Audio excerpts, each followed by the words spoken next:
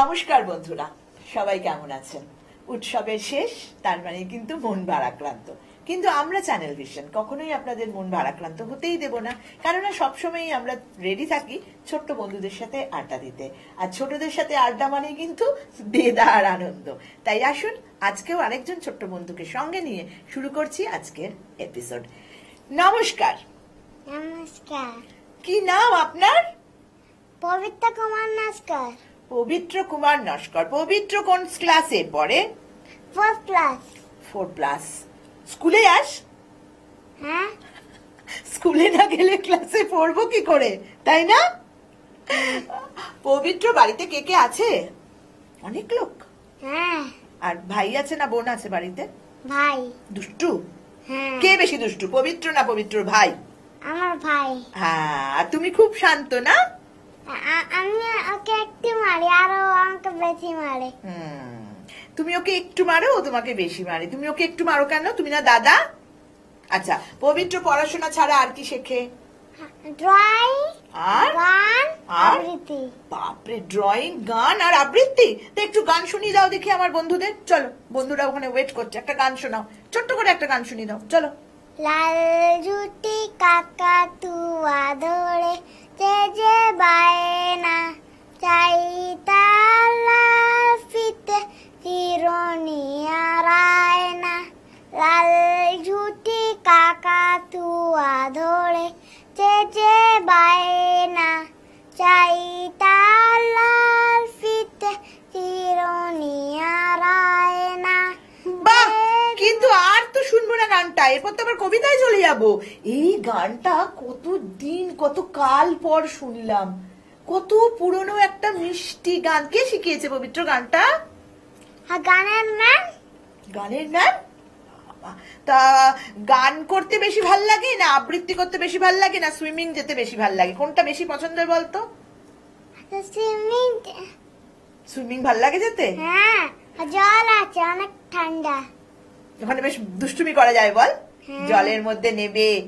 আচ্ছা, এই যে সুইমিং করি আর সুইমিং করো, আচ্ছা আচ্ছা। আর খেলাও করি। ভয় লাগে না জলে নামতে? না। বাহ, এটা খুব ভালো জিনিস। সুইমিং করা সবারই খুব দরকার। তো পবিত্র, তুমি থাকো কোথায়? সালকিয়া। শালকিয়া, হাওড়া। তো স্টুডিও এলে কি করে? বাসে করে। আচ্ছা, আর যাবে কিভাবে? মেট্রো করে। মেট্রো করে? ওই গঙ্গার ওখান দিয়ে? হ্যাঁ। ভয় পাস না? না। তো গঙ্গার জল দেখা যায়? হ্যাঁ, দেখে খাড়া খাড়া মরে না গঙ্গার জল? হ্যাঁ। তো তুমি কি একটুখানি আবার তাহলে ঘটি করে তুলে নাও নাকি জানলা দিয়ে মেট্রো থেকে? খুলতেই পারি না। এটা অন্যায়, একটু খোলা উচিত, তাই না জানলাটা? বেশ, আমরা একটু তাহলে গঙ্গার জলে হাত দিতে পারতাম। যদি একটা ওয়েল এসে যেত। ও বাবা, এই গল্প আমাদের এখন অন্যদিকে চলে যাবে বন্ধুরা। এখন আবার হোয়েল এসে যাবে বলছে গঙ্গা দিয়ে। হ্যাঁ, এটাও ঠিক। আর ডলফিন আছে তো? আমি তো দেখেছি অনেক ডলফিন আছে। খেয়ে নিবে আঙুলটা। আঙুল খেয়ে নেবে? হ্যাঁ। আচ্ছা আচ্ছা আচ্ছা, তুই গান শোনালি আমাদের, আবৃত্তিও শোনাবি, কিন্তু আমরা শুনলাম তুই নাকি, তুই বললি তুই সুইমিং করিস। তুই একটু সুইমিং করে দেখা না আমাদের। এখান কি জল আছে? বাপরে, যাই হোক, একটা কবিতা শুনি আমরা। চল, কি শোনাচ্ছ? মাজার কবি সুকুমার রায় নিঃস্বার্থ। বেশ, শোনা, বল। নমস্কার। মাজার কবি সুকুমার রায় নিঃস্বার্থ। গোপলাটাকে হিংসুটে মা খাবার দিলেন ভাগ করে, বললেন খাও মুখেও কিছু ফেললে ছুঁড়ে রাগ করে। জ্যাঠাই মাঝে মিঠাই দিলে 2 ভাইতে খাও বলে।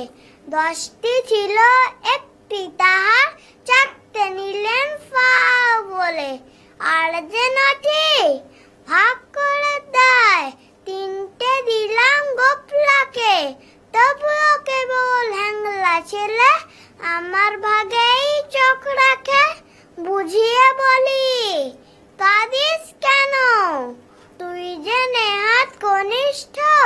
বয়স বুঝে সামলে খাবি, তা নইলে হয় অনিষ্ট। 3টি বছর তফাৎ মোদের, দাদা হিসাব রানী হয়, 3 বছরে 3টি পায়, তাও মানে না, কেবল কাঁদে, সাথে পড়ে শয়তানি, চেষ্টা আমার মিঠাইগুলো, খেতেই হলো সবখানি। নমস্কার।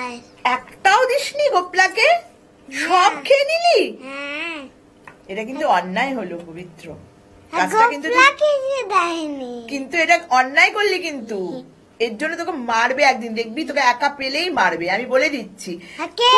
ওই যে গোপলা, যেমন তুই ওকে গোপলা ঠকিয়েছিস, কোথায়? গোপলা আছে কোথাও না কোথাও, গোপলা আছে, ও ঠিক একদিন তোকে রাস্তায় ধরে মার দেবে। তুই এরকম করলি, ওকে মিষ্টি সব খেয়ে নিলি। খুব সুন্দর একটা মজার কবিতা শুনলাম। সত্যি সুকুমার রায়কে আমাদের অনেক অনেক প্রণাম। এত সুন্দর তিনি রচনা করে গেছেন যে আজও কিন্তু সেটা অনবদ্য আমাদের প্রত্যেকের কাছে। সুকুমার রায় তার কবিতা ছাড়া সত্যি কথা কোনো অনুষ্ঠান একেবারেই যেন কিরকম যেন অসম্পূর্ণ বলে মনে হয়, এমন অপূর্ব তার সৃষ্টি। আচ্ছা অপূর্ব, কবিতা কখন প্র্যাকটিস করিস? করিস প্র্যাকটিস? হ্যাঁ, কখন করিস? হ্যাঁ, কখন করিস? তো সন্ধ্যাবেলা। হ্যাঁ, হ্যাঁ, একদিন করি। আর বাকি দিন কার্টুন দেখিস হ্যাঁ, টিভিতে না হ্যাঁ। ফোনে? টিভিতে দেখি। টিভিতে দেখিস কার্টুন? আচ্ছা, তার জন্য কে বেশি বকে?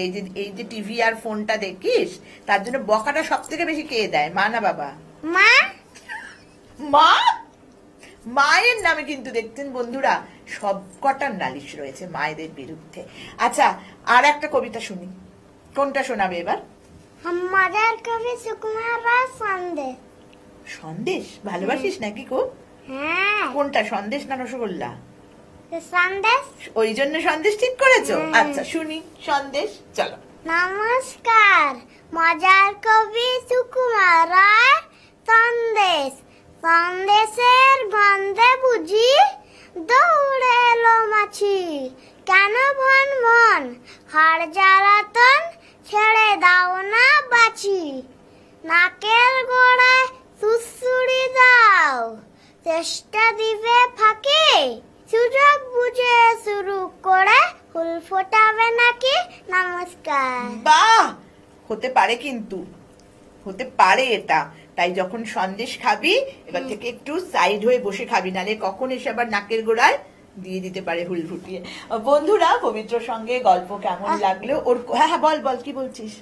ফুল ফুল মামার কি? মা দেখিস নি, দেখবি মাছির ঠিক নাক মুখের ডগায় একটা থাকে, সরু মতন একটা ছুঁচের মতন, মশা মাছি ওরা থাকে, তখন ওরম কামড়ে দেয়, হুল ফুটিয়ে দেয়। আর হুল ফুটিয়ে দিলে কিন্তু ভীষণ ব্যথা করে, খুব কষ্ট হয়। আমি তো তাদের থেকে মাটি বার করে খাই। ভগবান, বন্ধুরা এই গল্পের শেষ নেই, তাই আবারও একদিন নিশ্চয়ই আমরা পবিত্রকে পেয়ে যাব আড্ডা দেওয়ার জন্য। আসবি তো আবার? কোথায়? এই যে আমাদের সাথে গল্প করতে, আবৃত্তি করতে। হ্যাঁ, হ্যাঁ বন্ধুরা, আজকের মতন পবিত্রকে বিদায় দিই, আবার নিশ্চয়ই পবিত্রের সাথে আমাদের আড্ডা হবে। ডেকে নিচ্ছি পরের বন্ধুকে, আরেকজন নতুন বন্ধুকে সঙ্গে নিয়ে চলে এলাম, এবার আড্ডা দেবো। তবে আমার এবারের বন্ধু কিন্তু একটু খুদের থেকে একটু বড়। আসুন একটু তার সাথে গল্প করি, শুনে নি তার মনের কথা। নমস্কার। নমস্কার, তোমার নাম? আমার নাম অনন্যা দাস। অনন্যা দাস। অনন্যার কোন ক্লাস? Class 8, class 8। ওরে বাপরে, কোন স্কুল? Sister Nivedita institute. আচ্ছা, অনন্যা পড়াশোনার তো হিউজ চাপ, হ্যাঁ। প্রচুর সিলেবাস, হ্যাঁ। প্রচুর পড়াশোনা, সারাদিন পড়াশোনা। এছাড়া কি করো আর পড়াশোনা? আবৃত্তি করি। আবৃত্তি করো, হ্যাঁ। মানে ভালোবেসেই আবৃত্তি করো? হ্যাঁ, খুব। খুব, হ্যাঁ। বাহ, এটা বোঝাই যাচ্ছে, বলার মধ্যেই সেই জোরটা রয়েছে অনন্যার। হ্যাঁ, খুব ভালোবাসে আবৃত্তি করতে। প্রিয় কবি? রবীন্দ্রনাথ ঠাকুর। বাহ, বিশ্বকবি রবীন্দ্রনাথ ঠাকুর তোমার প্রিয় কবি। কত ছোট থেকে শিখছো কবিতা? মোটামুটি ওই 7-10 বছর, 10 বছর থেকে 10 শিখছি। বছর বয়স থেকে কবিতা শিখছো, তার মানে তখন হিউজ কবিতা শেখা হয়ে গেছে। হ্যাঁ, অনেক মোটামুটি। কবিতা শেখা হ্যাঁ। হয়ে গেছে। বড় হয়ে কি হবার ইচ্ছা? অনেক কিছুই তো ইচ্ছা হ্যাঁ, কাজ করে ঠিক, মাথায়, ঠিক, ঠিক। তার মধ্যে সব থেকে মানে বেশি ইচ্ছা টিচার হবার। টিচার হওয়ার ইচ্ছা? হ্যাঁ। আচ্ছা, প্রিয় সাবজেক্ট কি? হিস্ট্রি। হ্যাঁ, হ্যাঁ। হিস্ট্রি এত ভালো লাগে পড়তে? হ্যাঁ, খুব। বাহ, আর কোনটা একদম ভালো লাগে না? কিন্তু Maths। ম্যাথস, কিন্তু করতে হবে, করতেই হবে। তাহলে গল্প তো আমাদের চলবে, হ্যাঁ। একটা কবিতা শুনে নি? হ্যাঁ, বেশ, শোনা। নমস্কার, বিশ্বকবি রবীন্দ্রনাথ ঠাকুরের হারিয়ে যাওয়া। ছোট্ট আমার মেয়ে সঙ্গিনীদের ডাক শুনতে পেয়ে সিঁড়ি দিয়ে নিচের তলায় যাচ্ছিল সে নেমে, অন্ধকারে ভয় ভয় থেমে থেমে। হাতে ছিল প্রদীপখানি, আঁচল দিয়ে আড়াল করে চলছিল ধীরে ধীরে। আমি ছিলাম ছাতে, তারায় ভরা চৈত্র মাসের রাতে। হঠাৎ মেয়ের আওয়াজ শুনে ছুটে দেখতে গেলেম।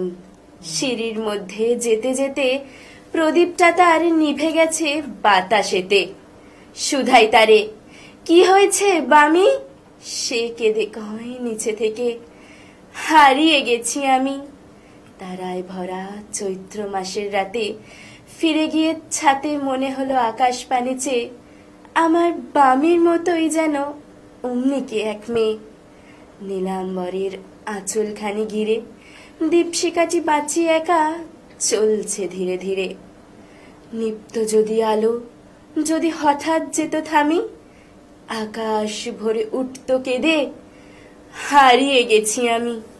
নমস্কার। খুব সুন্দর, থ্যাংক ইউ। খুব মনটা খারাপ হয়ে যায় না কবিতাটা হ্যাঁ, শুনলে? একদম। ভীষণ মন খারাপ হয়ে যায়। আর এমনিও পুজো টুজো হয়ে গেছে, হ্যাঁ। মন তো আমাদের এমনি খারাপ, তাই না? পুজোর সময় রোজ ঠাকুর দেখতে যাওয়া টাওয়া হ্যাঁ, হয়েছে একদম, না? পড়ার প্রতিদিন। চাপ সেই সময় নো প্রতিদিন। পড়াশোনা, না, বল?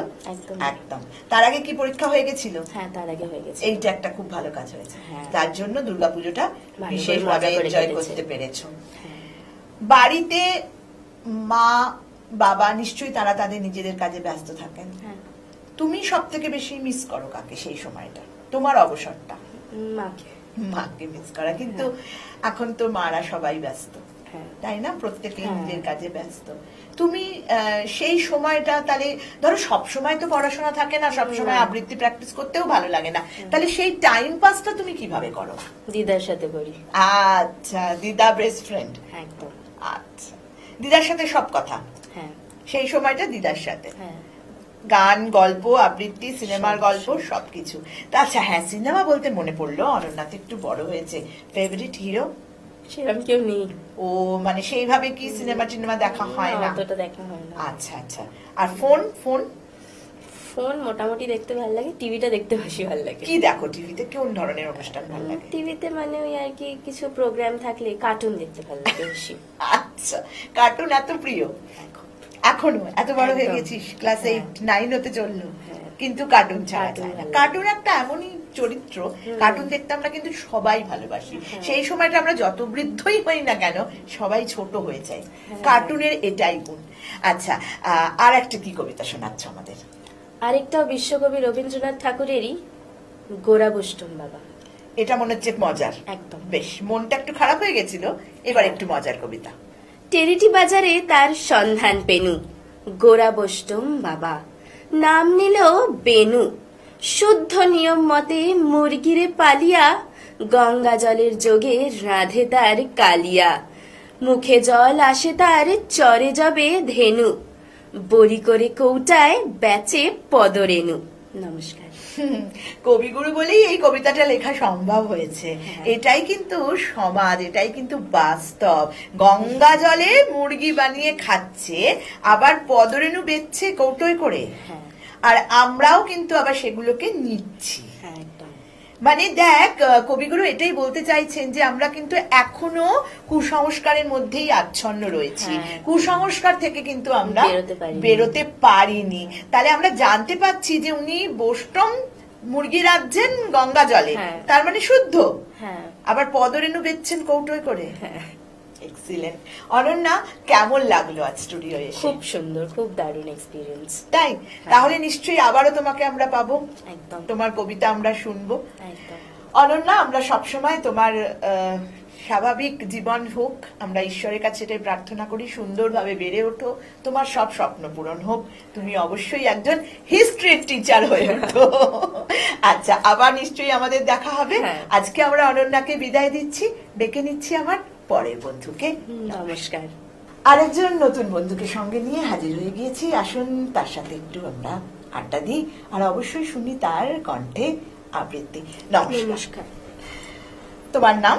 প্রিয়াংশু মাইতি। প্রিয়াংশু মাইতি। প্রিয়াংশুর পাঞ্জাবিটা বেশ খাসা হয়েছে। এটা কি দুর্গাপুজোর অষ্টমীর পাঞ্জাবি ছিল? একদম খুব সুন্দর লাগছে প্রিয়াংশুকে। প্রিয়াংশু কোন ক্লাসে পড়ে? ক্লাস 7। ক্লাস 7। কোন স্কুল? সালকিয়া হিন্দু স্কুল। শালকিয়া হিন্দু স্কুলে পড়ে। প্রিয়াংশুর প্রিয় সাবজেক্ট? জিওগ্রাফি। বাহ, জিওগ্রাফি। তাহলে তোমার জীবনে বড় হয়ে ইচ্ছাটা কি হবার? Loco pilot. লোকো পাইলট, হ্যাঁ এটাও তো জিওগ্রাফির সাথেই যাচ্ছে। বাহ, সুন্দর ভেবেছি। আমি সবসময় আশীর্বাদ করি যেন অবশ্যই তোমার এই স্বপ্ন পূরণ হয়। কি ধরনের আবৃত্তি করতে ভাল লাগে? প্রিয় কবিকে? প্রিয় কবি রবীন্দ্রনাথ ঠাকুর। তোরও প্রিয় কবি রবীন্দ্রনাথ ঠাকুর? আচ্ছা, এছাড়া? এছাড়া ভবানী প্রসাদ মজুমদার। হ্যাঁ, ভবানী প্রসাদ মজুমদার, রাইট। আজকে আমাদের কি শোনাবি? আমি কবি ভবানী প্রসাদ মজুমদারের খোকার বুদ্ধি শোনাব। বেশ, শুনি, শোনাও। নমস্কার। কবি ভবানী প্রসাদ মজুমদারের খোকার বুদ্ধি। দারুণ রেগেই বললে দাদা, করলে কি তুই খোকা? আঁকার কথা প্রজাপতি, আঁকলি শুঁয়োপোকা। পুজোর ছুটির পরেই খাতা দিবি যখন জমা, স্কুলেতে স্যার কি তোকে করবে তখন ক্ষমা?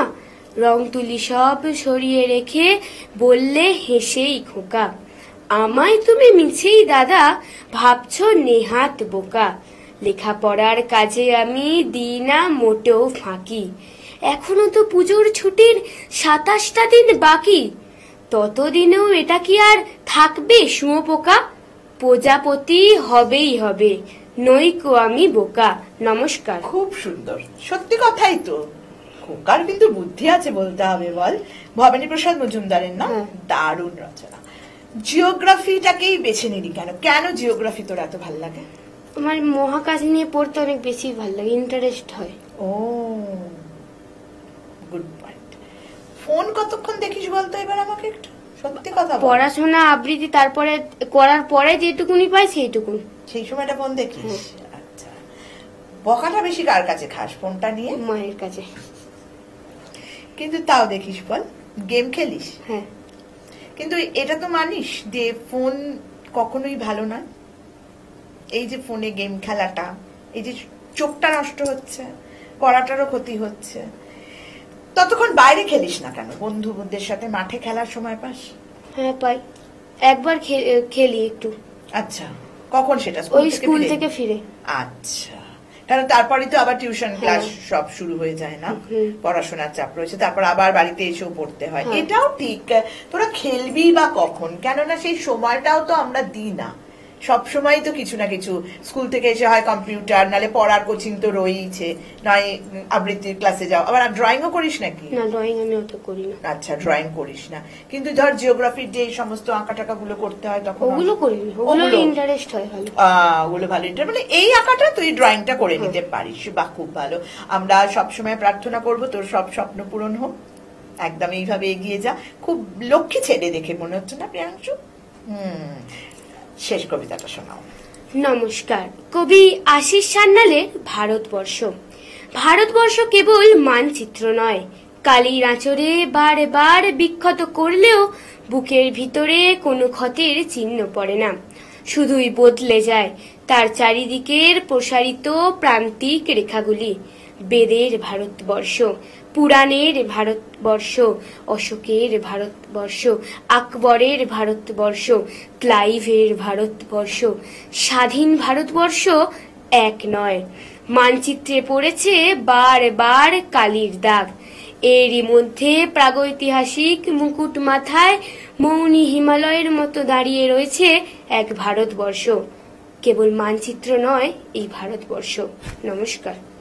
খুব সুন্দর, খুব সুন্দর হয়েছে কবিতাটা। যে তুই একেবারে অন্তর থেকে বলেছিস সেটা কিন্তু বোঝাই গেল, তাই না বন্ধুরা?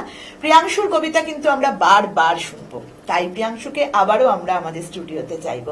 আজকের মতন প্রিয়াংশুকে বিদায় দিচ্ছি, ডেকে নিচ্ছি আমার নতুন বন্ধুকে। নমস্কার।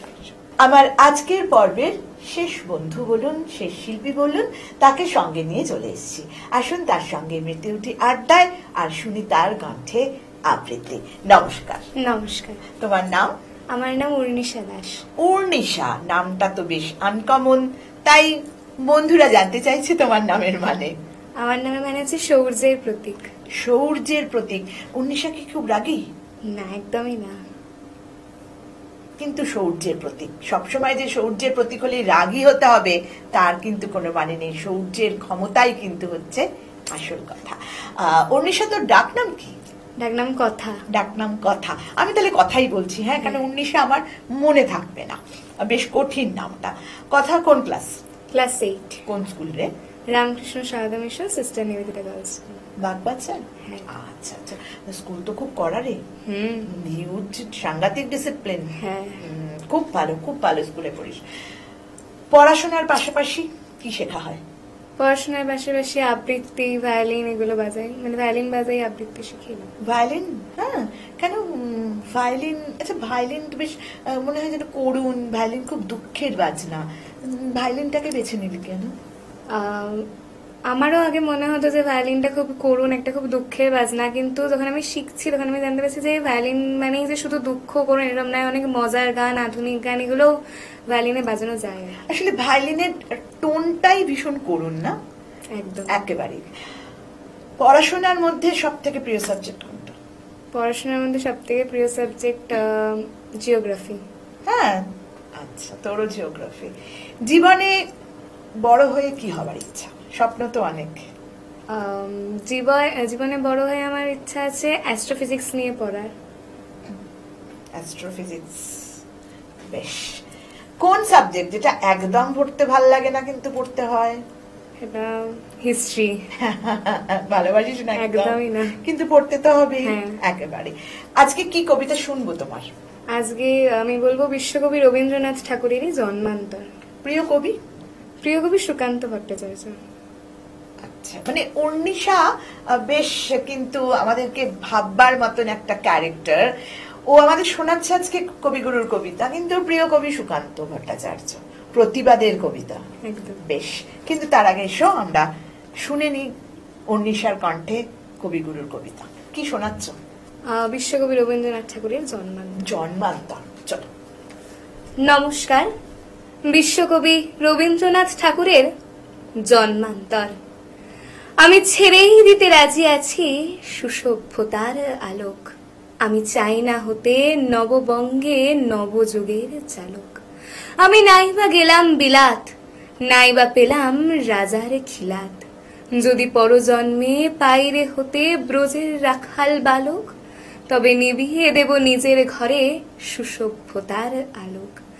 যারা নিত্য কেবল ধেনু চড়ায় বংশী বটের তলে, যারা গুঞ্জা ফুলের মালা গেথে পরে পরায় গলে, যারা বৃন্দাবনের বনে সদাই শ্যামের বাসি শোনে, যারা যমুনাতে ঝাঁপিয়ে পড়ে শীতল কালো জলে, যারা নিত্য কেবল ধেনু চড়ায় বংশী বটের তলে। ওরে বিহান হলো জাগরে ভাই, ডাকে পরশ পরে। ওরে ওই যে দধি মন্থ ধ্বনি উঠল ঘরে ঘরে। হ্যারো মাঠের পথে ধেনু চলে উড়িয়ে গোখর রেণু।